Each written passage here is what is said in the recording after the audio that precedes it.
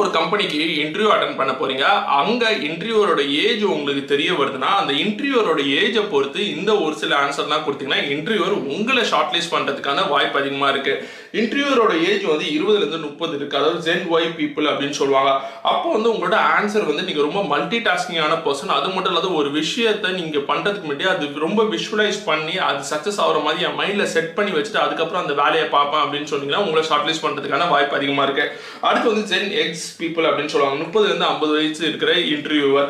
இவங்களுக்கு வந்து நீங்க ரொம்ப கிரியேட்டிவான பர்சன். அது மட்டும் இல்லாத ஒர்க் லைஃப் பேலன்ஸ்க்கும் அதிகமான ஃபோக்கஸ் கொடுப்பீங்க அப்படின்னு சொல்லி ஒரு ஆன்சர் கொடுங்க. நீங்க வந்து இன்டர்வியூவர் வந்து பேபி பூமரா இருக்காங்க. அதாவது 50ல இருந்து 70 வயசு வரைக்கும் இருக்காங்க. அந்த டைம்ல வந்து நீங்க ஹார்ட் ஒர்க் பண்ணி நிறைய விஷயத்தை அச்சீவ் பண்ணிருக்கேன் அப்படின்னு சொல்லி ஆன்சர் நீங்க கொடுக்கலாம்.